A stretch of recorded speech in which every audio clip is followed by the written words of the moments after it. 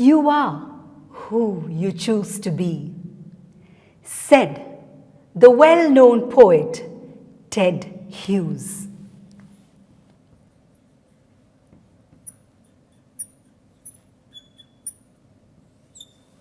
Well, he chose to be what he wanted to be, and thus we all come to know him as an animal poet.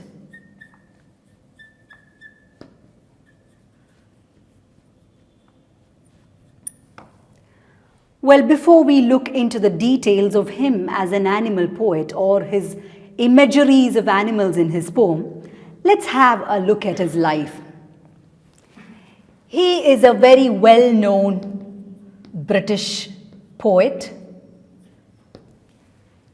who was born in 1930 and passed away in 1998. He was not only a poet, but also a translator and a children's writer.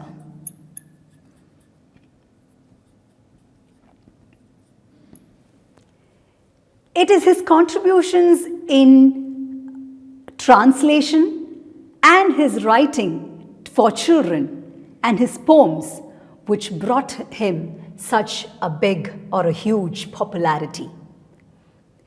His original name is Edward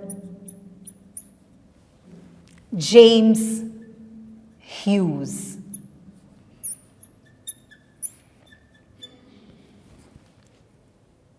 He was so popular and his writings were so effective that he was made the poet laureate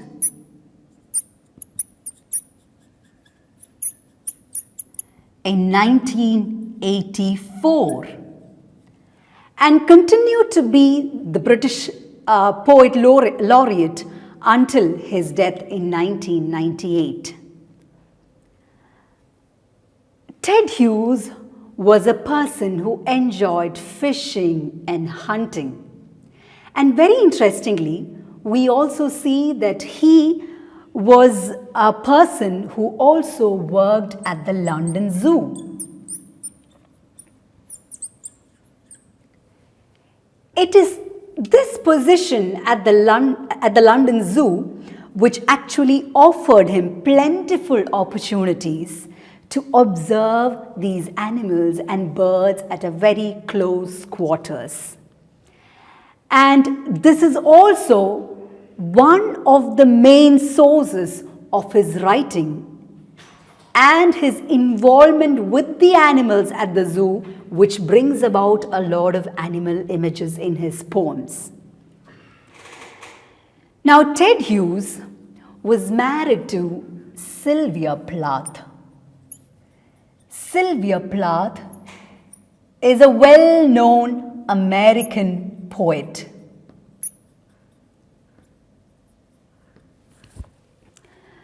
Sylvia Plath observed Hughes' writing and considers his writing to be very strong and very powerful. And she took most of Hughes' writings, typed it out, and collected them into a volume under the title Hawk in the Rain. And this particular volume, titled Hawk in the Rain, was sent to a competition, and this particular work won the first prize in 1957 for the competition that it was sent to. And again, interestingly, fortunately, HarperCollins, one of the most leading publishing companies, or very popular one, published this volume, Hawk in the Rain, under their company. And again, yet another reason for Ted Hughes to grow into a popular figure. His life with Sylvia Plath was very short. Sylvia Plath passed away in 1963 at the age of 30. In fact, she committed suicide. There was a lot of criticism about their relationship, and there was also criticisms which would also go on to say that Hughes is one of the factors for her death, untimely death. She did have clinical illness, and this was not just one instance, but there were several instances of her committing suicide, and finally nobody could get her back into life, and she passes away at the year 1963. Let's not go much into detail about Sylvia Plath, and let's look at Ted Hughes. And after the death of Sylvia Plath, Ted Hughes remained silent for almost 3 years. He had to recoup from this drastic incident. And after 3 years, he began to publish his works, and he also brought about images of his relationship with Plath and wrote his relationship with Plath in the work The Birthday Letters.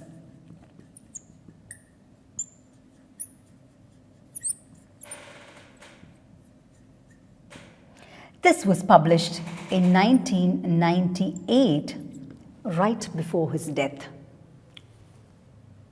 Right before his death in 1998. Now let's come back to him as an animal poet. We already saw that he worked at the London Zoo, and it was this position which made him come to close quarters with the animals. Not just animals, you can also see birds in his works. See, look at the title here, Hawk in the Rain. So you can see animals and birds in his writings. The major reason as to why he brings about these animal images is because he wanted to bring about a closer relationship between man and nature. And he also felt that these imageries that he brings forth would be a reuniting factor for man and nature. And this is the reason as to why he brings about such images in his poems. Now, the animals or the birds that he uses in his works have very distinct qualities. And such significant qualities, we could just look at a few of them. One being, they are non-rational in power. These animals or the birds that he portrays in his poems. Another one, they are single-minded in action. Single-minded in action.